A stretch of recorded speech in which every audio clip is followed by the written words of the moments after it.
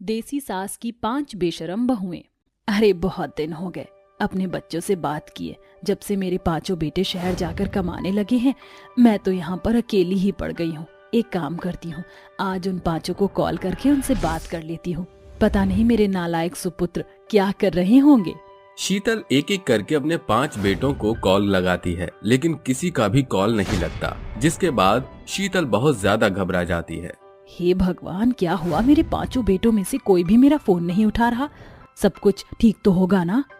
मेरे अंदर से तो हलचल सी मच गई है। मुझे तो अंदर ही अंदर डर लग रहा है। अब मैं क्या करूं? तभी शीतल के दरवाजे पर कोई दस्तक देता है। अरे इसमें कौन आ गया? अरे रुको भाई, खोल रही हूँ दरवाजा। अब क्या दरवाजा पीट पीट कर दरवाजे को तोड़ोगे? जैसे ही शीतल दरवाजा खोलती है, उसके सामने उसके 5 बेटे खड़े होते हैं, जो उसको देखते ही उसके पैर छूते हैं। अरे मेरे लाल, मेरे पीले, मेरे हरे, मेरे काले, जुग जुग जियो मेरे पुत्रों। तुम्हें देखे हुए कितने दिन हो गए। आखिरकार तुम अपनी माँ को देखने यहाँ आ ही गए। अरे तुम्हें अपनी माँ की थोड़ी भी याद नहीं आती है क्या? अरे माँ, अब सारी बातें दरवाजे पर ही कर लोगी? हम कब से खड़े हैं, अब हमें अंदर भी बुलाओगी या नहीं? शीतल अपने 5 बेटों को अंदर आने के लिए कहती है। अरे आओ आओ, बाहर क्यों खड़े हो, अंदर आओ। उनके साथ 5 शहर की लड़कियां भी अंदर आ जाती हैं, जिन्हें देखकर शीतल कहती है। अरे ये 5 लड़कियां कौन है? और इन्हें देखो तो सही, इन्होंने क्या पहना हुआ है? अरे इतने वाहियात कपड़े कोई कैसे पहन सकता है? ची ची ची ची ची, इन्हें अभी के अभी यहाँ से बाहर निकालो। अरे माँ, आप इन्हें बाहर क्यों निकाल रही हो? ये 5 हमारी पत्नियां हैं। क्या कहा? तुम्हारी पत्नियां? अरे तुम पागल हो गए हो क्या? मैंने तुम्हारी शादी के कितने और क्या क्या अरमान देखे थे। अरे तुम्हें शहर में पढ़ाई करने के लिए भेजा था। मैं तो ये सोचती थी कि मेरे बेटे तो शहर में जाकर कमा रहे हैं, लेकिन निकम्मो, तुम तो शहर में लौंडिया बाजी कर रहे थे। ऊपर से शहर की लड़कियों से शादी करके उन्हें घर भी ले आए। अरे माँ, ये शहर की लड़कियां तो हैं, लेकिन बहुत अच्छी हैं। इनका दिल भी बहुत अच्छा है। अरे हमारे गांव में क्या लड़कियों की कमी पड़ गई थी जो तुमने शहर की लड़कियों से शादी कर ली? अरे माँ जी, आप भी ये कैसी बातें कर रही हो? हमने छोटे कपड़े पहने, इसका मतलब हमारे अंदर संस्कार नहीं है क्या? अरे खड़ी क्यों हो? चलो जल्दी से माँ जी के पैर छू लो। वो 5 तुरंत शीतल के पैर छूती हैं। अच्छा अच्छा, चलो ठीक है।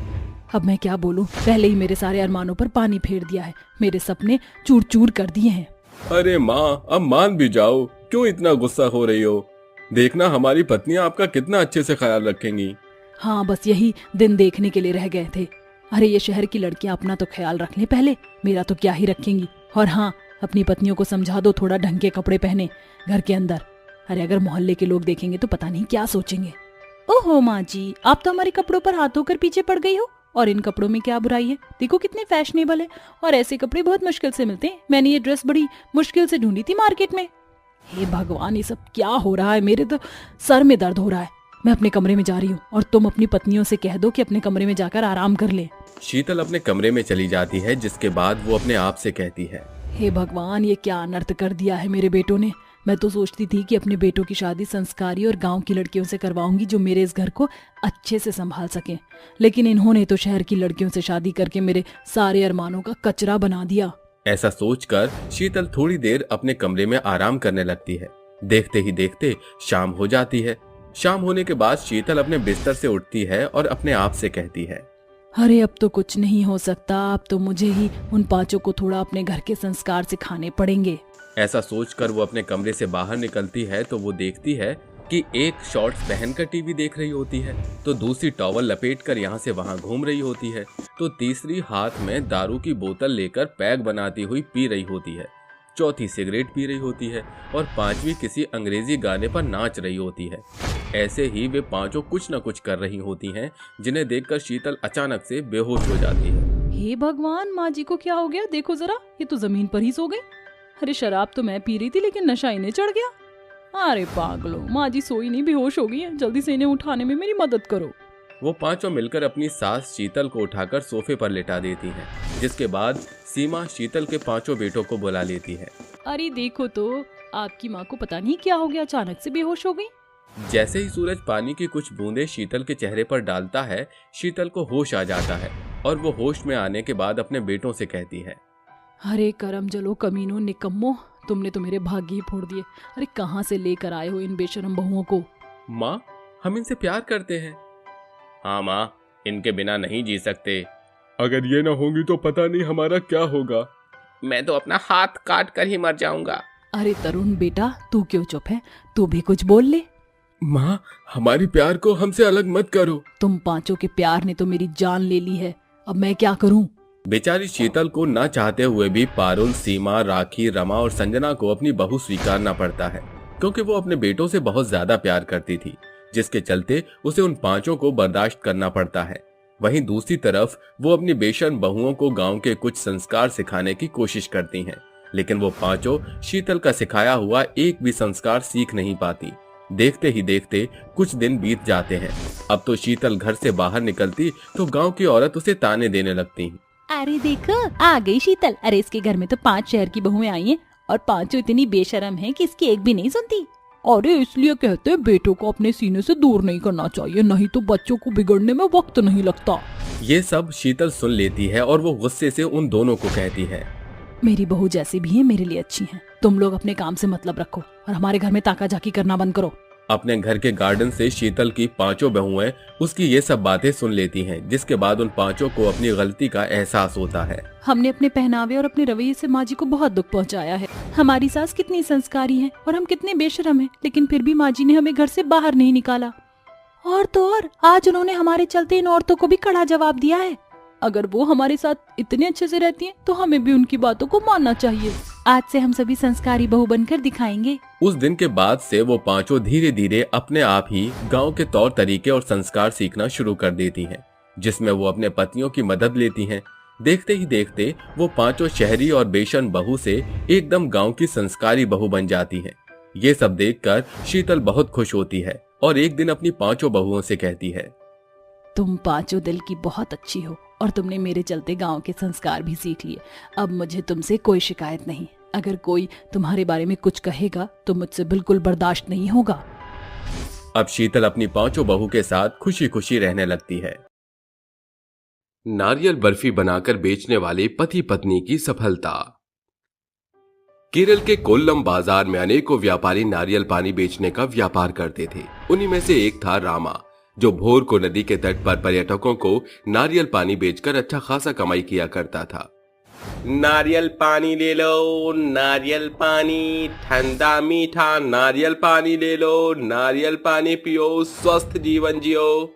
रामा के नारियल पानी का व्यापार ठप तब पड़ा जब उसकी देखा देख और भी कई लोगों ने नारियल पानी बेचना शुरू कर दिया, जिसे पूरे दिन भर में रामा की दुकान पर इक्का दुक्का पर्यटक ही नारियल पानी खरीदने आता था। देर शाम वो बेमन से घर आता है, जहाँ उसकी पत्नी नंदिता कहती है, आयो रामा, तुम इतना उदास क्यों दिखता जी? अरे नंदिता, जब से तट पर लोगों ने नारियल पानी बेचने का धंधा शुरू किया है, कमाई बढ़ चुकी है। ऐसे में अब पुराने नारियल पानी वाले के पास पर्यटक आते ही नहीं, लोगों की होड़ नई दुकानदार के पास रहती है। तुम चिंता मत करो जी, बापा पे भरोसा रखो, वो हमको कोई ना कोई काम मुहैया कराएगा।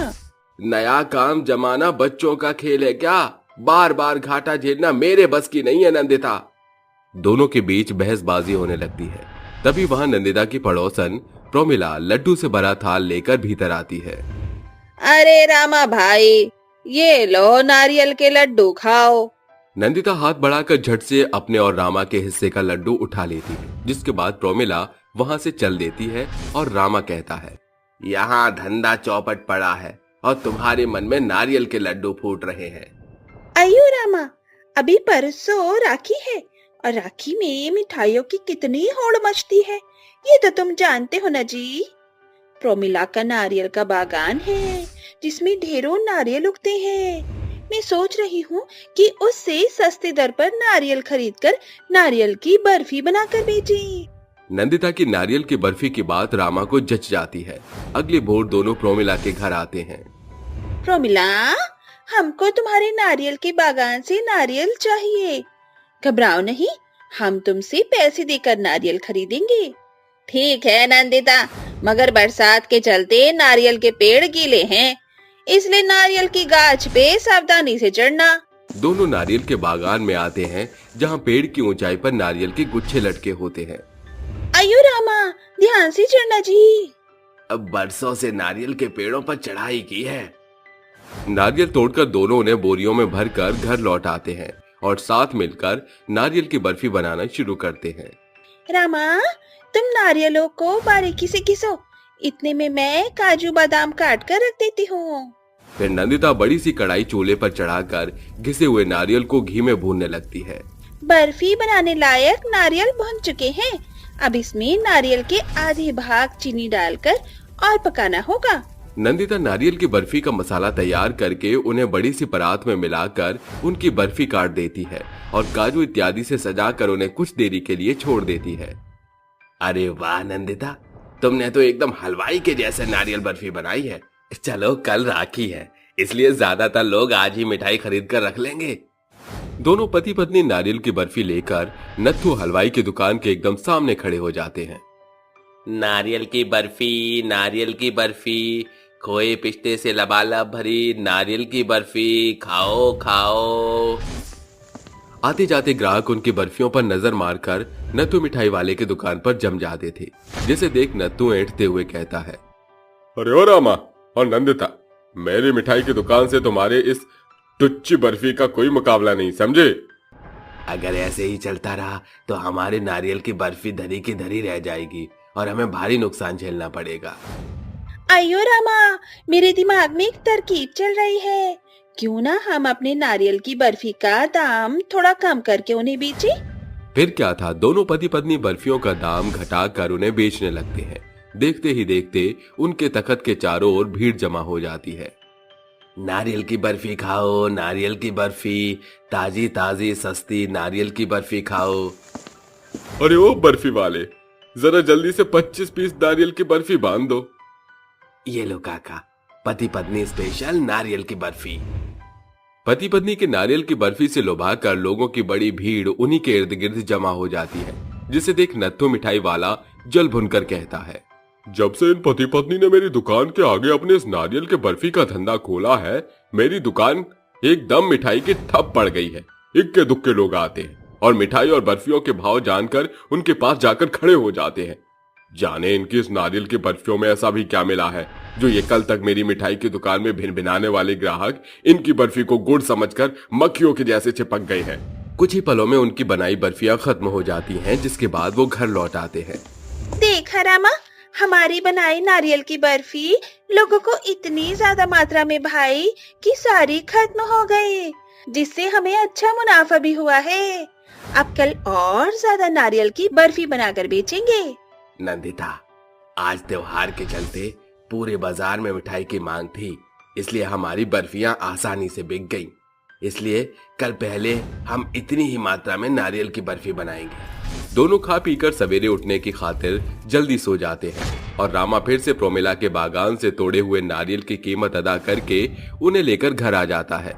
दोनों दंपति साथ मिलकर नारियल की बर्फी तैयार करके उन्हें बाजार में बेचने पहुंचते हैं। नारियल की बर्फी खाओ भैया, आ गई है बाजार में नारियल और खोए से बनी चाशनी में छनी मोतियों सी नारियल की दानेदार बर्फी, एकदम सस्ते दामों में। अरे ओ बर्फी वाली, कैसे बेच रही हो ये नारियल की बर्फी? एक नारियल की बर्फी मात्र 10 रुपए में। हाय दैया, अरे बर्फी में पड़ा सारा हर्जाना हमसे ही चुकता करोगी क्या? इतना महंगाई क्यों? काकी, दुकानदार चाहे कितना ही सस्ता क्यों ना बेच ले, ग्राहकों को महंगा ही जान पड़ता है। वो देखो, नत्थू मिठाई वाले की दुकान, यही नारियल की एक बर्फी उसकी दुकान में 20 रुपए की एक पड़ेगी, वो भी न जाने कितने दिन पुरानी। अरे सौदा तो दोनों का एक है, फिर उस मिठाई वाले ने बर्फी का गला काट दाम क्यों रखा है? अरे काकी, उसके दाम को छोड़ो और ये लो पति पत्नी की स्पेशल नारियल बर्फी। गुजरते हुए हर दिन के साथ नारियल की बर्फी बेच रहे दंपत्ति की कमाई बुलंदियां छूने लगती है। बढ़ती कमाई से वो एक भाड़े पर दुकान लेकर पति पत्नी की नारियल बर्फी नाम से एक बर्फी की दुकान खोल देते हैं, जिससे उन्हें बाजार में और ज्यादा नाम मिलता है। नंदिता, अब हमको दुकान का भाड़ा भी भरना होगा, क्यों ना हम नारियल की बर्फी के साथ नारियल के लड्डू भी शामिल कर लें? हाँ रामा, तुमने एकदम सही कहा। अब से हम नारियल के लड्डू भी बनाया करेंगे, क्योंकि एक से भले दो जी। दोनों पति पत्नी नारियल के लड्डू और बर्फी बनाकर उन्हें बेचने लगते हैं, जिससे उनकी कमाई और भी ज्यादा प्रभावित हुई और उन्होंने पैसे जोड़ना शुरू किया। 1 महीने बाद। रामा, ये हमारी दुकान की महीने भर का जोड़ बटोर है। प्रोमिला अपना नारियल का बाग बेच रही है। क्यों ना इन पैसे से हम दोनों उसका बाग खरीद लें? हाँ, इसे प्रतिदिन नारियल खरीदने के जाने वाले पैसे बच जाएंगे। वो दोनों प्रोमिला से नारियल का बाग खरीद लेते हैं और रामा कहता है, अपनी आंखों पर भरोसा नहीं हो रहा कि कल तक जिस बाग के नारियल तोड़ने और यहाँ कदम रखने के लिए हमको इजाजत लेनी पड़ती थी, आज ये बाग और ये नारियल के सैकड़ों पेड़ हमारे हैं। नारियल की बर्फी बेचकर वो दंपत्ति अच्छा घर ले लेते हैं और वही काफी रईस भी हो जाते हैं। उनकी बनाई नारियल की बर्फी को शादी के शुभ अवसरों में भी शामिल किया जाता है। कुछ इस कदर सफलता नारियल की बर्फी बेचने वाले पति पत्नी के इस जोड़े की कदम चूमने लगती है, जिसके बाद उन्हें कभी पीछे पलटकर नहीं देखना पड़ता। पत्थर खाने वाली बहू। तनीषा अपने कमरे में रात के समय छुपकर मिट्टी खा रही होती है, जिसके मिट्टी खाने की आवाज से राघव नींद से जाग जाता है। अरे आखिर ये कटर कटर की आवाज कहां से आ रही है? राघव चुपके से तनीषा को देख लेता है, जिसके बाद वो तनीषा से कहता है, अरे तनीषा, इतनी रात के समय तुम क्या खा रही हो? जरा मुझे दिखाओ। तनीषा घबरा जाती है और मिट्टी छुपाने लगती है। अरे कुछ नहीं, बस थोड़े से बादाम खा रही थी। मुझे ऐसा क्यों लग रहा है जैसे तुम यहाँ छुपकर मिट्टी खा रही हो? अजी, आप ये कैसी बातें कर रहे हो? भला मैं मिट्टी क्यों खाऊंगी? मैं कोई बच्ची थोड़ी ही हूँ। राघव तनीषा के मुंह पर लगी हुई मिट्टी देख लेता है, जिसके बाद उसे ये समझने में देर नहीं लगती कि तनीषा रात के समय छुपकर मिट्टी खा रही थी। मैं तुम्हें बहुत अच्छे से जानता हूँ, तुम छुपकर मिट्टी खा रही थी। अब चुपचाप मुझे मिट्टी दिखा दो, नहीं तो तुम्हें पता है कि मैं क्या करूंगा। तनीषा राघव के कई बार कहने के बाद भी राघव को मिट्टी नहीं देती, जिसके बाद राघव को जबरदस्ती उसके हाथ से मिट्टी छीननी पड़ती है। कितनी बार समझाया है कि मिट्टी मत खाओ मत खाओ मत खाओ, लेकिन तुम हो कि हमारी बात को समझती नहीं हो। अरे इस मिट्टी से तुम्हें कितनी बीमारियां हो सकती हैं, तुम्हें थोड़ा भी अंदाजा है? अजी, मैं तो बचपन से ही मिट्टी खा रही हूँ। अगर बीमारी होनी होती तो पहले ही हो जाती। अब क्या मुझे कोई बीमारी होगी? अब तो मुझे मिट्टी खाने की आदत हो गई है। तुम्हारी इस आदत की वजह से तुम्हें और हमें एक दिन बहुत बड़ी कीमत चुकानी पड़ जाएगी। अजी, मुझे माफ कर दीजिए, मैं फिर कभी मिट्टी नहीं खाऊंगी। यही बात तुम पहले भी कई बार कह चुके हो। अगर इसके बाद मुझे तुम्हारे पास मिट्टी या फिर मुझे मिट्टी खाते हुए दिखाई पड़ गई तो मुझसे बुरा कोई नहीं होगा, समझी तुम? राघव तनीषा को बहुत ज्यादा डांटता है, जिसके बाद वो दोनों सो जाते हैं। अगले दिन जैसे ही सवेरा होता है, राघव खाने की टेबल पर नाश्ता करते हुए अपनी माँ अंजना से कहता है, माँ, आप तनीषा का ध्यान क्यों नहीं रखती हो? अरे आखिर इसके पास इतनी मिट्टी आती कहां से है? मेरी बात मानो, घर में जितनी भी मिट्टियां हैं उसे निकाल फेंको। अरे कितनी बार तो मैंने मिट्टियां निकाल निकाल कर फेंकी हैं, लेकिन तेरी बहू इतनी महान है कि बाहर से खरीद कर ले आती है। अब तो इसके पेट में भी दर्द रहता है, लेकिन ये हमारी बात मानती कहाँ है। अरे माँ जी, पेट में दर्द तो खाना ना खाने की वजह से होता है। ऐसी बात नहीं है कि मिट्टी खाने से मेरे पेट में दर्द होता है। अरे बस कर बहू, कितना झूठ बोलती है। तेरी हालत तेरे शरीर से ही दिख जाती है। मिट्टी खा खाकर तूने अपने शरीर और अपने चेहरे का हुलिया ही बिगाड़ लिया है। तनीषा अपनी सास और अपने पति की बातें सुनती रहती है, लेकिन उसे जरा भी उनकी बातों में इंटरेस्ट नहीं होता। वो एक कान से सुनती है और दूसरे कान से निकालती है, और रोज कहीं न कहीं से मिट्टी लाकर खाने लगती है। कुछ दिनों में उसके पेट का दर्द धीरे धीरे बढ़ने लगता है। वहीं दूसरी तरफ उसके पाचन तंत्र में भी दिक्कत हो जाती है और उसके छोटे छोटे कीड़े निकलने लगते हैं। एक दिन जब तनीषा ये सब देखती है तो वो खुद से कहती है, अरे बाप रे बाप, ये क्या, मेरे मल में तो कीड़े निकलने शुरू हो गए। अब मैं क्या करूं? ऊपर से मेरे पेट में भी बहुत दर्द हो रहा है। तनीषा मिट्टी खाने की वजह से अपनी ये परेशानियां ना तो अपने पति को बताती और ना ही अपनी सास को। रोज रोज उसकी सास और उसका पति भी उसे बोल बोल कर परेशान हो चुका था, इसलिए उन्होंने बोलना ही छोड़ दिया था। देखते ही देखते तनीषा को भूख भी लगनी बंद हो जाती है और वो दिन प्रतिदिन सूखने लगती है। अरे तनीषा, चलो बैठो, तुम भी हमारे साथ खाना खाओ। नहीं जी, मेरा खाना खाने का बिल्कुल भी मन नहीं है। अरे क्यों बहू, क्या हुआ? तुझे कई दिनों से देख रही हूँ, तू खाना भी नहीं खा रही है। अरे माँ जी, बस थोड़ा सा पेट में दर्द है, इस वजह से मुझसे खाना नहीं खाया जा रहा। जब इतनी मिट्टी पेट भरकर खाएगी तो खाना थोड़ी ना खा पाएगी तू। क्या हुआ है तुम्हारे पेट में? चलो मैं डॉक्टर को दिखा देता हूँ, वो तुम्हें दवाई दे देंगे और तुम्हें आराम पड़ जाएगा। राघव की ये बात सुनने के बाद तनीषा अपने मन ही मन सोचती है, अगर मैं इनके साथ डॉक्टर के पास चली गई तो इन्हें पता चल जाएगा कि मिट्टी खाने की वजह से मुझे क्या क्या दिक्कतें हो रही हैं। फिर ये मुझे मिट्टी खाने भी नहीं देंगे और डांटेंगे अलग से। अरे बहू, क्या सोच रही है? जा, चली जा डॉक्टर के पास, डॉक्टर तुझे अच्छी दवाई दे देगा। अरे नहीं माँ जी, दवाई तो मेरे पास पहले से ही है और मैं दवाई खा चुकी हूँ और अब मुझे मेरे पेट के दर्द में आराम भी लग रहा है। और वैसे भी पेट में दर्द तो होता ही रहता है, कोई बड़ी बात नहीं है। ऐसा कहकर तनीषा घर के कामों में लग जाती है, जिसके बाद अंजना और राघव भी उसे ज्यादा फोर्स नहीं करते। राघव नाश्ता करके अपनी ड्यूटी निकल जाता है और अंजना सत्संग जाने के लिए निकल जाती है और घर पर तनीषा अकेली रह जाती है। अच्छा हुआ माँ जी और राघव जी बाहर चले गए। अब मैं मिट्टी लेकर आऊंगी और आराम से बैठकर मिट्टी खाऊंगी, बहुत मजा आएगा। तनीषा अपने गांव के कुम्हार के पास जाकर मिट्टी लेकर आती है और अपने घर ले जाकर आराम से खाने लगती है। अरे वाह, क्या बात है, जब तक मिट्टी ना खा लूं मेरा तो दिन ही नहीं गुजरता। अब थोड़ी सी राहत आई है। तनीषा धीरे धीरे बहुत सारी मिट्टी खा जाती है, जिसके बाद उसे पेट में बहुत तेज दर्द उठता है जो उससे बर्दाश्त भी नहीं हो पाता। हे भगवान, ये क्या, मुझे तो बहुत तेज दर्द हो रहा है पेट में, अब मैं क्या करूं? तनीषा दर्द के मारे रोने लगती है, जिसके बाद वो जैसे तैसे करके राघव को फोन करके बुलाती है और उसे अपने पेट के दर्द के बारे में बताती है। राघव जी, आप जहाँ भी हो जल्दी से मेरे पास आ जाओ, मुझे बहुत तेज पेट में दर्द हो रहा है, मुझसे बर्दाश्त नहीं हो रहा। ऐसा लग रहा है जैसे आज ही मेरी जान निकल जाएगी। तनीषा, तुम बस 10 मिनट रुक जाओ, मैं अभी ऑफिस से निकल रहा हूँ, चिंता मत करो, मैं तुम्हें कुछ नहीं होने दूंगा। राघव तुरंत अपने ऑफिस से निकलता है और अपने घर पहुंचकर तनीषा को हॉस्पिटल लेकर जाता है, जिसके बाद डॉक्टर मनीषा का चेकअप करते हैं और राघव को बताते हैं, देखिए आपकी पत्नी बहुत ज्यादा मिट्टी खाती है, जिसकी वजह से उसके पेट में कीड़े बन गए हैं और ऊपर से पेट में पथरी भी हो गई है। अब हमें उसका ऑपरेशन करना होगा। डॉक्टर साहब, मैं आपके आगे हाथ जोड़ता हूँ, मेरी पत्नी को बचा लीजिए। जितना पैसा लगेगा मैं आपको लाकर दूंगा, लेकिन मेरी पत्नी को कुछ नहीं होना चाहिए।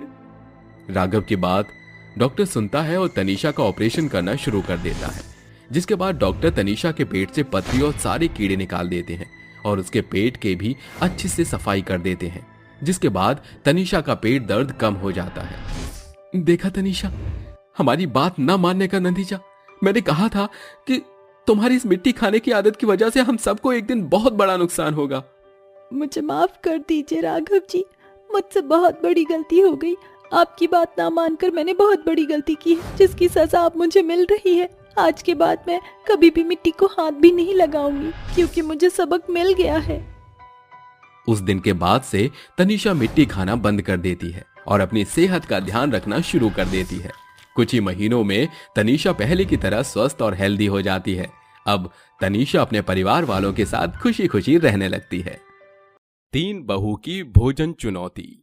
चंदनपुर गांव के बड़े बाजार में एक ढाबे के बाहर टंगे बोर्ड पर बड़े बड़े अक्षरों में कुछ इस कदर लिखा था, जिस बोर्ड पर लिखे शब्द को बहू मुंह जुबानी बोलती है। खाओगे जब ये बिरयानी, याद आएगी तुमको नानी, खाने पड़ेंगे 12 अंडे, आधे में पड़ना जाना ठंडे, चिकन मसाला भी परात में शामिल है, कोई सास बहू की भोजन चुनौती के काबिल।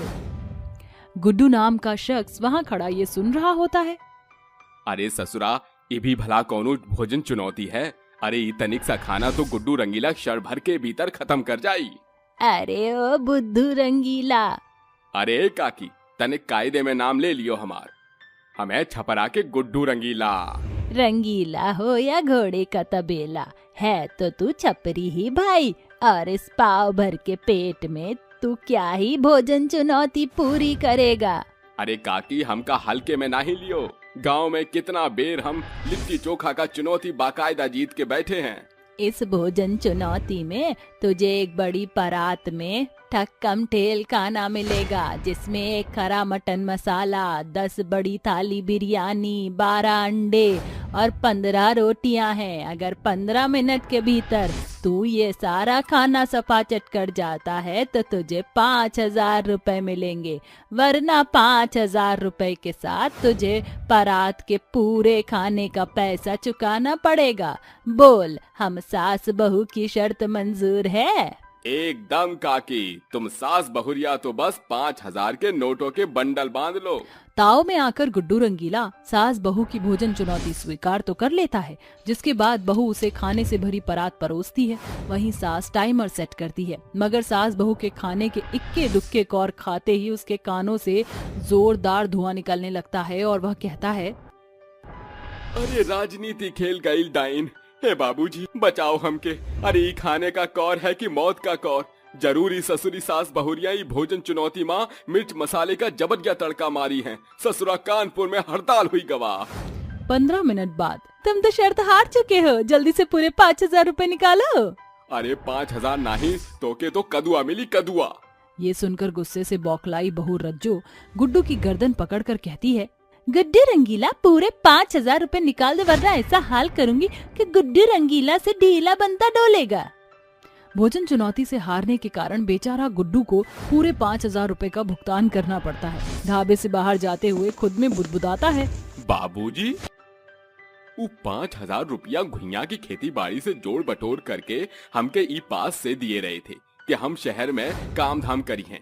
इतना आस लेकर शहर आए रहे कि हम कच्चे बनियान का खोखा खोल पाए। सारा श्रद्धा गर्दा गर्दा हो गई। समय गुजरता है, जिस किसी की भी नजर सास बहू के ढाबे के बोर्ड पर लिखे भोजन चुनौती पर पड़ती है, वह बाहुबली बनकर वहां आ जाता है। ऐसे ही एक रोज मोटा राम नाम का थुलथुला शख्स उनके ढाबे पर आता है, जिसे देखकर सास बहू खुसुर पुसुर करती हुई कहती है, अरे राम जी, ये मोटा राम कहाँ से पधार पड़ा? हमारी भोजन चुनौती के परात से दुगना तो इस पिटल्लू का पेट है। कहीं ऐसा ना हो कि ये भैंसा हमारी भोजन चुनौती को जीत कर 5,000 ले जाए। बहू बेफिक्र हो जा, इस मोटल्ले गैंडे के पेट में आधे से ज्यादा तो गैस के गोलों ने घेर रखी होगी।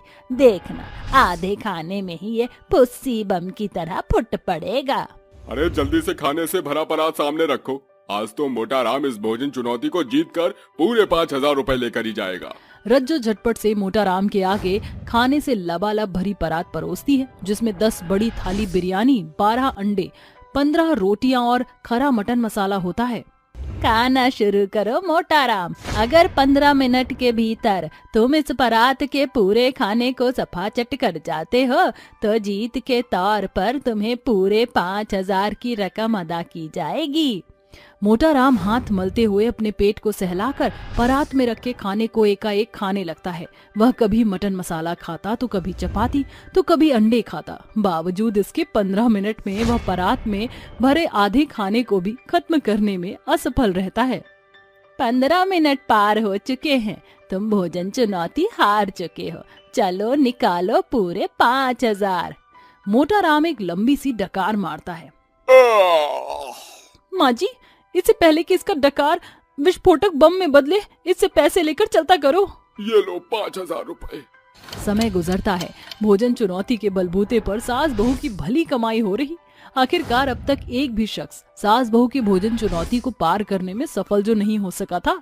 एक सांझ सास बहू बातें करते हुए कहती हैं, बहू, ये भोजन चुनौती का बोर्ड ही हम सास बहू के ढाबे की जान है। ससुरा किसी के माई के लाल में इतना दम ही नहीं जो एक बार में परात भरकर खाना खत्म कर जाए। हाँ माँ जी, इस भोजन चुनौती से हम सास बहू आम के आम गुठलियों के दाम भी हासिल कर लेते हैं। सास बहू की भोजन चुनौती की खबर आसपास के सभी गांव में सनसनीखेज कर देती है। तभी एक दिन रमीला, शर्मिला और उर्मिला नाम की 3 बहुएं वहां आकर सास बहू के भोजन की चुनौती को चैलेंज करती हैं। हेलो आंटी जी, हम तीनों बहुएं आप सास बहू की भोजन चुनौती को चैलेंज करते हैं। तीनों बहुओं का स्लिम फिगर देखकर सास बहू एक दूजे को एकटक निहारते हुए बोलती हैं, अरे ये तुम तीनों बहुओं के बस की बात नहीं। अरे अच्छे खासे लोग भी हमारी इस भोजन चुनौती को भरसक जीत ना सके। सासू माँ, इन तीनों बेजान बहुओं को खाने की जरूरत है, खाने दीजिए। मगर हमारी एक शर्तें हैं, अगर हम बहुएं इस भोजन चुनौती को पूरा कर गईं, तो आगे से आपको हम बहुओं को हमेशा मुफ्त में खाना खिलाना पड़ेगा। हाँ, हमें मंजूर है, पहले जीत तो जाओ। रज्जो तीनों बहुओं के लिए बड़ा सा खाने का टेबल लगाकर उन तीनों के आगे खाने से लबालब भरी पूरी परात रख देती है। तभी सरिता कहती है, तुम तीनों का समय शुरू होता है। तीनों बहुएं तेज तर्रार रफ्तार से खाने लगती हैं। कभी वह मटन खाती तो कभी गपागप अंडे खा रही थी। ये देखकर सास बहू के पसीने छूट जाते हैं। तभी वह कहती हैं, अरे रज्जो बहू, लगता है आज पूरे 15,000 पानी में बहने वाले हैं। हाँ सासू माँ, आप सही कह रही हैं। देखने में तो तीनों सूखे कांटे की तरह हैं, मगर खुराक तो अपार है। एकदम जानवरों की तरह जुगाली कर रही हैं। कभी मटन में मुंह मार रही है तो कभी बिरयानी निपटा रही है। माँ जी कुछ कीजिए, खड़ी खड़ी देख क्या रही हैं? अपनी बर्बादी का नजारा।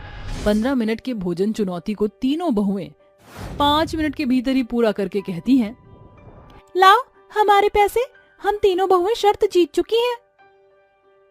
तुम तीनों साधारण इंसान नहीं हो, जरूर तुम भुक्खड़ दानव हो, इसीलिए इस कठिन भोजन चुनौती को 5 मिनट में पार कर गई।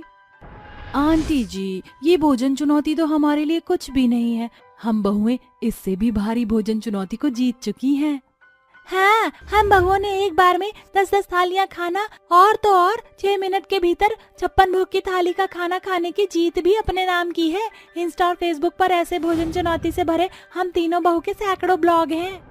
ये सुनकर सास बहू के चेहरे पीले पड़ जाते हैं। ना चाहकर भी भोजन चुनौती जीत जाने के कारण उन्हें तीनों बहुओं को पूरे 5-5 हजार रुपए का भुगतान करना पड़ता है। जिसके बाद सास बहू चुनौती के बोर्ड को हटाकर साधारण दर पर ढाबा चलते हुए कहती हैं, माँ जी काश हम सास बहू वो भोजन चुनौती का बोर्ड ही नहीं लगाते, तो ना वो 15,000 रुपए, ना ही ये तीनों बहुएं आए दिन मुंह उठाकर हमारे ढाबे पर आती। हाँ बहू, पर अब पछता कर क्या होगा जब चिड़िया चुग गई खेत। इस तरह सास बहू को बड़ा सबक मिलता है, जिसके बाद भावी भविष्य में वह भोजन चुनौती जैसे चैलेंज को फिर ढाबे के लिए नहीं अपनाती और ढांढस बांधकर मेहनत के बलबूते पर ढाबा चलाती हैं। सास बहू की मिलावटी रंगीन पानी पूरी।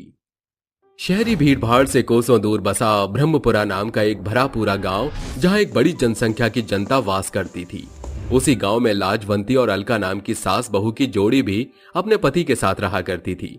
परिवार के मुखिया थे सत्तू, जो लाजवंती के पति और शेखर के पिता थे। एक सवेरे की बात है। अरे सुनती हो शेखर की अम्मा, अरे जल्दी से खाना बांध दो, हमका देरी होवत है। तभी रसोई घर के भीतर से दोनों सास बहू एक संग निकल कर आती हैं और लाजवंती कहती है, अरे सत्तू महाराज, थोड़ा सब्र बांध लिया करो। ऐसा भी क्या होड़ मचा रखी है जैसे कि लाखों की कमाई करने जा रहे हो। माँ, आज गांव के प्रधान का खेत पटाना है ताकि कल से जमीन में बीज बोया जा सके। बरसों से दोनों बाप बेटे खेती बाड़ी में उलझे पड़े हो, मगर पेट पालने के सिवा एक पैसा नहीं बचता है। जाने इस टूटे फूटे छप्पर से किस जुग जमाने में निजात मिलेगा। अरे भगवान, भोर सवेरा बौरा गयल हो का, जतरा बिगड़े के सिवा और ये कुछ नहीं आवत है। ऐसा कहकर दोनों बाप बेटे खेत की ओर निकल पड़ते हैं और कुछ देर बाद, सासू माँ, इतनी देर दोपहर हो गई है, अब तक आपने एक भी निवाला नहीं खाया। इस पर लाजवंती बेमन से कहती है, जीवन भर तो ये रूखा सूखा ही खाना है। जाने इस घनघोर गरीबी से हमारा घर कब निकल पाएगा। सासू माँ, बाबूजी और ये मिलकर जो भी कमा पाते हैं उससे तो जीवन भर आमदनी अठन्नी और खर्चा रुपया वाला हर्ष ही रहेगा। अब हम सास बहू को भी कुछ करना पड़ेगा। दोनों सास बहू सोच विचार कर कहती हैं, माँ जी, आजकल बाजार भर में गोलू गोलगप्पे वाले की दुकान अर्श पर है। अगर हम सास बहू उसके गोलगप्पे के ठेले के बाजू में एक अपनी पानी पूरी का ठेला खोल दे तो गोलू के गोलगप्पे का कारोबार अर्श से फर्श पर आ जाएगा और हम सास बहू धड़ाधड़ कमाई कर सकेंगी। दोनों सास बहू घर का दाना पानी खरीदने के पैसे पानी पूरी के कारोबार में झोंक देती हैं और ढेरों गोलगप्पे बनाकर पहुंच जाती हैं। गोलू गोलगप्पे की दुकान के एकदम सामने कुछ घंटे बाद। माँ जी, ऐसे हमारी पानी पूरी का मामला जमने वाला नहीं। हमें इस गोलू के गोलगप्पे से हटकर कुछ नया करना होगा। हाँ बहू, एक तो इस पानी पूरी में हमारा पड़ता इतना लगा है, मगर एक पैसे की बिक्री भी नहीं हुई। एक तरकीब है जिससे सामने खड़ी इस मुश्किल को हम इंद्रधनुष के तीर जैसे भेज सकते हैं। माँ जी, साफ शब्दों में कहिए, गुत्ती मत गूंथिए। क्यों ना हम सास बहू मिलकर रंगीन पानी पूरी पकाएं।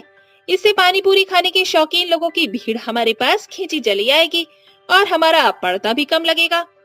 वाह माँ जी, आपने ये बात तो बड़ी चौकी की कही।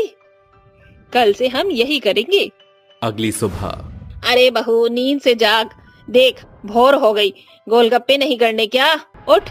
कुछ ही देर में दोनों मिलकर पानी पूरी का सामान इकट्ठा करके कहती हैं, माँ जी, ये पानी पूरी के पानी बनाने का पुदीना तो रातों रात सड़ गया। बाहो, एक तो हम सस्ता देखकर ये सड़ा गला पुदीना उठा लाए थे। एक बार पुदीने को पीस कर इसे पानी पूरी में पानी का घोल तैयार कर दे तो किसे पता चलेगा। माँ जी, पानी पूरी के लिए इतना सूजी मैदा काफी है? अरे मेरी बुद्धू बहू, जानती नहीं सूजी मैदा कितना महंगा है। गोलगप्पे बनाने में आटा इस्तेमाल करते हैं, उससे हम सास बहू को घाटा नहीं होगा। और अगर ग्राहक ने स्वाद से पकड़ लिया तो सवाल ही पैदा नहीं होता। हमारे गोलगप्पे रंग बिरंगे बनेंगे। किसी को हम चॉकलेट गोलगप्पों का नाम देंगे तो हम किसी को फ्रंट गोलगप्पा। पैसे कमाने की होड़ में दोनों सास बहू स्वार्थी होकर खराब कोटी का सामान इस्तेमाल करती हैं, जैसे सड़े गले पुदीने का पानी सस्ते रंग का इस्तेमाल करके रंग बिरंगी पानी पूरी बनाती हैं और उन्हें बेचने के लिए बाजार आ पहुंचती हैं। पानी पूरी खाओ, रंग बिरंगे किफायती उच्च कोटि की पानी पूरी खाओ भैया। अब आ गया है भरे बाजार में आपके बीच 10 रुपए में 10 पानी पूरी। ऐसा सुनते ही लोगों की बड़ी भीड़ सास बहू के बने रंगीन पानी पूरी खाने के लिए उनके पास आकर पानी पूरी खाने लगते हैं। तभी लता और ब्रजेश नाम का एक दंपति उनकी रंगीन पानी पूरी खाने को दौड़ा आता है। अरे जरा जल्दी से हमको भी ये रंगीन पानी पूरी तो खिलाना। इस पर ब्रजेश कहता है, वैसे ये रंगीन पानी पूरी आपने कैसे बनाया है? ग्राहक होने के नाते हमको खाने की गुणवत्ता की खबर तो होनी चाहिए। दोनों अतरंगी सास बहू एक दूसरे का मुंह ताकती हैं और अलका कहती है, अब इन रंगीन पानी पूरी को हम सास बहू ने बड़े परख और प्यार से बनाए हैं, खाकर देखो बाबू। ब्रजेश और लता पानी पूरी खाने लगते हैं। वो सास बहू की रंगीन पानी पूरी के पीछे का दोषपूर्ण सामग्री को नहीं पहचान पाते। वाकई आप दोनों सास बहू के रंगीन पानी पूरी के लिए जितनी सराहना की जाए कम है। कितने स्वादिष्ट हैं ये पानी पूरी। हर एक दिन के साथ सास बहू के रंगीन पानी पूरी की पहचान बढ़ती चली जा रही थी। सालों से जमे गोलू गोलगप्पे वाले के तमाम ग्राहक अब सास बहू के रंगीन पानी पूरी के पीछे हो चुका था। सास बहू की कमाई भी बेहतर होने लगी थी। किससे गांव के प्रधान तक पहुंच चुका था। एक सांझ, अरे जरा हमको भी तो चखाओ अपने ये रंगीन पानी पूरी। अरे प्रधान जी आप? पूरे गांव में तुम्हारे ही पानी पूरी का बोलबाला मचा हुआ है। जरा हम भी तो देखें इस रंगीन पानी पूरी में ऐसा क्या खास है जो सभी को इसे खाने की खुमारी चढ़ी हुई है। हाँ? दोनों सास बहू गांव के प्रधान को रंगीन पानी पूरी देते हुए पूछती हैं, प्रधान काका कहिए कौन से रंग का पानी पूरी खाएंगे? ये हरे वाला, ये लाल वाला या ये चॉकलेट वाला? कोई सा भी। जैसे प्रधान एक रंगीन पानी पूरी को हलक से नीचे उतारता है, बिगड़े स्वाद के चलते उसके चेहरे के रंग उड़ जाते हैं और वो बेबाक बिगड़ा मुंह बनाकर कहता है, अरे ये कैसा रंगीन पानी पूरी है? स्वाद का पता ही नहीं है। अजीब सी सड़न महसूस हो रही है इस पानी पूरी के पानी में। इस पर दोनों सास बहू तेजी दिखाते हुए कहती हैं, अरे प्रधान जी, शायद आपकी सेहत सही नहीं, वरना हमारे रंगीन पानी पूरी खाने वालों की तो जुबान नहीं थकती। हम सास बहू के लिए तारीफ के पुल बांधते हुए। देखते ही देखते सास बहू की दुकान पर आने वाली भीड़ घटना शुरू हो जाती है, जिससे उनकी आमदनी बुरी तरह प्रभावित होती है। तभी लता और ब्रजेश उनके पास आते हैं और कहते हैं, अरे लता, क्या हुआ ब्रजेश को? ऐसे पेट पकड़े बैठा है। जाने क्या हुआ है काकी, पिछले कई दिन से इनको कुछ पच ही नहीं रहा। मैंने सोचा क्या पता आपके रंगीन पानी पूरी खाकर इनके पेट का पानी टनाटन हो जाए। दोनों सास बहू उन्हें पानी पूरी खिलाने लगती हैं, मगर गोलू गोलगप्पे वाला उनके चेहरे पर पड़े पछतावे को भाप जाता है और कहता है, अरे ये रंगीन पानी पूरी बेचने वाली सास बहू के चेहरे की रंगत क्यों उड़ी है? कुछ दिन से मैं ये भांप रहा हूँ कि जो भी ग्राहक इनके बनाई रंगीन पानी पूरी खाता है, या तो उसका पेट बिगड़ जाता है या वो बिछौना धर लेता है। अब तो इस रंगीन पानी पूरी के पीछे छुपा पुख्ता प्रमाण खोजना ही होगा। अगली भोर गोलू जल्दी जागकर सास बहू के घर में घुसकर उन्हें रंगीन पानी पूरी में मिलावट करते देख लेता है।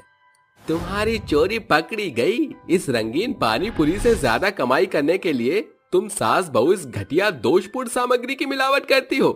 अरे इससे कितनी जिंदगी बीमारी के चपेट में आ रही है, इसकी जरा भी जानकारी है तुम सास बहू को? गोलू की बोली मक्खर सास बहू को बड़ी सबक दे जाती है, जिसके बाद अलका कहती है, हमको माफ कर दो गोलू, पैसे कमाने की होड़ में हमको और कुछ सोचा ही नहीं। पहले दिन पानी पूरी की बिक्री नहीं हुई, हमारा पर्दा न दिखने पर हम रंगीन पानी पूरी बनाकर बेचने लगी। हमें हमारे घटिया किस्म के रंगीन पानी पूरी बेचने का पछतावा है। आज से हम ये धंधा छोड़ देंगी। सास बहू की आंखों से बह रहे आंसू के पीछे के पछतावे को देखकर गोलू बात को वहीं दबा देता है। अगले दिन से सास बहू नए सिरे से साधारण तौर से गांव में घूम घूम कर गोलगप्पे बेचने लगती हैं, जिसके बाद वो दोनों क्रमशः कम कमाई में भी बेहद खुश थीं, जो उनके बड़े बदलाव को दर्शा रहा था। चुड़ैल दर्जी की भूतिया मशीन। पिंकी नाम की 8 वर्षीय लड़की खाना ढूंढते ढूंढते रात में एक कचरे के पास जाती है और खाना ढूंढती है। बहुत भूख लग रही है, भगवान जी अब तो खाना दे दो, कुछ तो यहाँ मिल जाए। ये बोलकर वो फिर से कचरे में कुछ खाने की चीज ढूंढती है तो ढेर सारा कूड़ा और एक आवाज आती है। ले चलो मुझे अपने साथ, ले चलो, मुझे बाहर आना है, बाहर निकालो मुझे यहाँ से बाहर निकालो, मुझे अपने साथ ले चलो। पिंकी इसके हिलने और आवाज से बेहद डर जाती है। ये आवाज कैसी आ रही है? मुझे बहुत डर सा लग रहा है। मेरे करीब आओ, मुझे निकालो यहाँ से। कोई पुकार रहा है, क्या है जरा देखती हूँ। ऐसा कहकर पिंकी उस कचरे के ढेर को हटाती है तो वहाँ उसे एक सिलाई मशीन मिलती है जो कहती है, मुझे ले चलो, मुझे यहाँ मत छोड़ना, मैं तुम्हारी मदद करूँगा, चलो मुझे यहाँ से लेकर चलो। बाप रे बाप, कितनी पुरानी गंदी सी मशीन है जो बोल रही है। मुझे तो बहुत डर लग रहा है, क्या करूँ, ले जाऊँ या नहीं? इसने कुछ कर दिया तो? ऐसा कहकर पिंकी दुविधा में पड़ जाती है। क्या पिंकी अजीब सी दिखने वाली भूतिया सिलाई मशीन को ले जाएगी या डर कर छोड़ देगी? ये जानने के लिए कहानी में आगे बढ़ते हैं। क्या करूं, इस सिलाई मशीन को ले जाऊं या नहीं? दिखने में बहुत गंदी है, डरावनी सी भी। ले चलती हूँ। पिंकी उस भूतिया मशीन को उठाने की कोशिश करती है। इतने में वो मशीन हवा में खुद उड़ने लगती है और कहती है, तुम्हें मुझे उठाने की जरूरत नहीं है, मैं खुद ही तुम्हारे पीछे पीछे चल लूंगी। अरे वाह, तुम तो बहुत अच्छी मशीन हो। ये कहते ही पिंकी के साथ साथ वो मशीन उड़कर उसके घर तक चलती है, जहाँ उसकी अंधी माँ अंबिका उसका इंतजार कर रही थी और वो कहती है, माँ मैं आ गई, मुझे कचरे में से एक मशीन मिली है, सिलाई मशीन। पता है माँ, ये उड़ती भी है और ये बोल रही थी कि मुझे अपने साथ ले चलो, तो मैं इसे यहाँ ले आई। अरे बेटा, ये कैसी बातें कर रही हो? सपना देख रही हो क्या? नहीं माँ, सच बोल रही हूँ। पिंकी के ये कहते ही वो इस मशीन को छूकर देखती है और बोलती है, अरे हाँ बेटा, तू तो सच कह रही है, पर इसका क्या फायदा? तू तो मेरे लिए खाना लेने गई थी ना, इस मशीन से क्या करेंगे? तुझे सिलाई नहीं आती है वैसे भी। हाँ माँ, ये तो आपने बिल्कुल सच कहा। ये सुनते ही वो सिलाई मशीन फिर से हिलने लगती है और उसमें से एक चुड़ैल निकलकर बाहर आती है और कहती है, तुम चिंता मत करो, मैं हूँ ना, बताओ क्या खाना है तुम्हें, मैं तुम्हारे लिए खाना लेकर आती हूँ। बेटा, आवाज किसकी आ रही है? हमारे घर में तो सिर्फ हम दोनों ही है ना? माँ, हम ही थे, पर अभी उस सिलाई मशीन में से डरावनी सी चुड़ैल आंटी निकली है। क्या? चुड़ैल? तुम मुझे और मेरी बेटी को परेशान तो नहीं करोगी ना? चिंता मत करो, मैं ऐसा कुछ नहीं करने वाली, मैं तुम्हारी मदद ही करूंगी।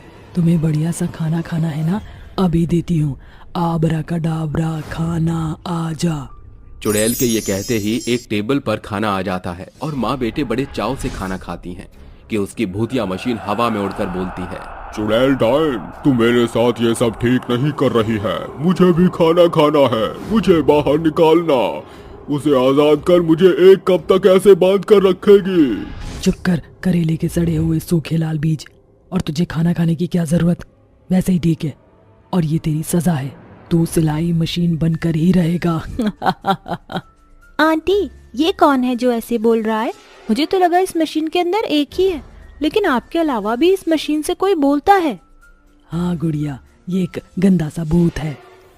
अच्छा, ऐसा लगता है कितने दिनों बाद अच्छा खाना खाने को मिला है। पर आप हमारे पास क्यों आए हैं? भूतिया मशीन का क्या काम? मैं चाहती हूँ आप मेरी भूतिया सिलाई मशीन से बहुत सारे कपड़े सिले। ये खुद चलती रहेगी, बस आपको कपड़ा लगाना है और फिर आप इस कपड़े को मार्केट में बेच भी सकते हैं, जिससे आपको पैसे भी मिलेंगे। पिंकी, तुम करना ये काम, तुम्हारी मम्मी कर नहीं पाएंगी ना? पर मुझे सिलाई करना नहीं आता।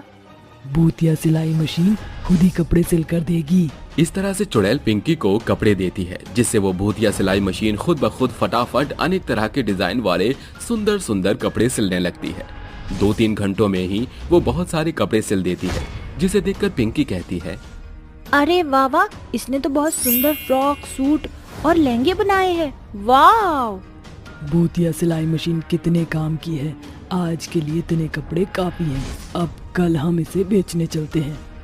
देखो चुड़ैल, तुम मेरे साथ बहुत ज्यादती कर रही हो। मैं थक गया हूँ बहुत और काम नहीं कर सकता। मैं जब तक तुझे बोलूंगी तब तक तुझे कपड़े सिलते रहना होगा, समझा? अगले दिन चुड़ैल अपना रूप बदलकर पिंकी के साथ मार्केट में वो कपड़े बेचने जाती है, जिसके बाद बहुत सारे लोग उस सुंदर सुंदर डिजाइन को खरीदने आते हैं। अरे वाह, ये ड्रेस तो बहुत अच्छी है, जरा मुझे देना गुड़िया। वो कितने की है? सिर्फ 300 रुपए की। ये कहते पिंकी उस लड़की को वो ड्रेस दे देती है। ऐसे ही पिंकी चुड़ैल की भूतिया मशीन से रोज रोज रात में अनेक तरह के सुंदर सुंदर कपड़े सिलती है और अगले दिन जाकर बेच देती है, जिससे धीरे धीरे माँ बेटी पर बहुत सारे पैसे इकट्ठे हो जाते हैं। तभी एक दिन अंबिका कहती है, चुड़ैल जी, आप हमारी मदद कर रही हैं, मुझे ये बहुत अच्छा लगा। पर ये जो बीच बीच में भूतिया मशीन से बार बार आपकी लड़ाई होती है, आखिर वो कौन है जो बार बार बोलता है? मैं बताती हूँ। दरअसल ये जो भूतिया मशीन है, ये मेरा पति विनोद है। मैंने इसे भूतिया मशीन में कैद कर रखा है, क्योंकि कुछ समय पहले इसने मेरे साथ बहुत गलत किया था। मैं इसके साथ रहती थी, मुझे सिलाई करने का बहुत शौक था। मैं पेशे से दर्जी थी। लोगों को अपने मनपसंद तरह के डिज़ाइन के कपड़े बनाकर उनको पहनाना, और जो मुझे तारीफ मिलती थी मुझे बहुत अच्छा लगता था। अरे अनुराधा दीदी, आपने बहुत अच्छे साड़ी का ब्लाउज सिला है, और जो मेरा पहले वाला आपने सूट सिल कर दिया था उसकी तो क्या तारीफ हुई थी, क्या बताऊं मैं आपको। आप ना अपना कोई बड़ा सा बुटीक क्यों नहीं खोल लेती? अरे इतनी गरीबी में मैं सिर्फ सिलाई मशीन चलाकर 2 पैसे कमा सकती हूँ। बुटीक के लिए बहुत सारे पैसे चाहिए। मेरा पति निठल्ला शराबी है, मेरी मदद तो करता नहीं है, तो मेरे पास अपना बुटीक सेंटर होता। ये तो आपने सही कहा। ये कहते ही अनुराधा फिर से सिलाई करने लगती है। तभी उसका पति सुनील नशे में धुत उसके पास आकर कहता है, चल मेरे को पैसा दे, आज मेरे को संतरी नहीं ब्रांडी पीनी है। चल पैसा निकाल, जब देखो सिलाई करती रहती है। आप पागल हैं क्या? मैं आपको पैसे नहीं दे सकती, मैं बुटीक के लिए पैसे जमा कर रही हूँ। एक बार बोल दिया ना पैसे निकाल, मतलब निकाल, वरना तेरी सिलाई मशीन तोड़ दूंगा मैं नहीं दूंगी, जो करना है कर लीजिए। तो ये ले। ये कहते ही गुस्से से सुनील उसकी सिलाई मशीन को तोड़ देता है। इससे मैं आपको और अपना पेट पालती हूँ। मैंने कितने पैसे जोड़ जोड़ कर मशीन खरीदी थी और आपने एक झटके में तोड़ दी। मैं आपको छोड़ूंगी नहीं। ये कहते ही उन दोनों में हाथापाई होती है, जिससे लड़ते लड़ते पैर फिसलने से खिड़की से गिरकर एक साथ वो मर जाते हैं। दोनों चुड़ैल और भूत बनने के बाद चुड़ैल उसे भूतिया मशीन में तब्दील कर देती है और कहती है, तुमने मेरी मशीन को तोड़ा है ना, इसलिए आज से तुम सिलाई मशीन बनकर बहुत सारे कपड़े सिलोगे। अरे छोड़ो मुझे, जाने दो, आजाद करो मुझे इस सिलाई मशीन से। उसके बाद तुम्हारी बेटी को ये भूतिया मशीन मिली ताकि हम तुम्हारा भला कर सके और मैं इसे सजा दे सकूं। अब तो तुम्हारे पास बहुत पैसा है, इसलिए हमें जाना होगा ताकि हम और भी लोगों की मदद कर सके। आप आए और आपने हमारी मदद की, उसके लिए बहुत बहुत शुक्रिया। चुड़ैल आंटी, आप मुझसे मिलने आया करना। हाँ बेटा। इस तरह से चुड़ैल उस मशीन को लेकर गायब हो जाती है और किसी और की मदद करने पहुंच जाती है। चुड़ैल के दिए पैसों से कुछ समय बाद पिंकी के माँ की आंखों का ऑपरेशन हो जाता है, जिससे वो देखने लगती है।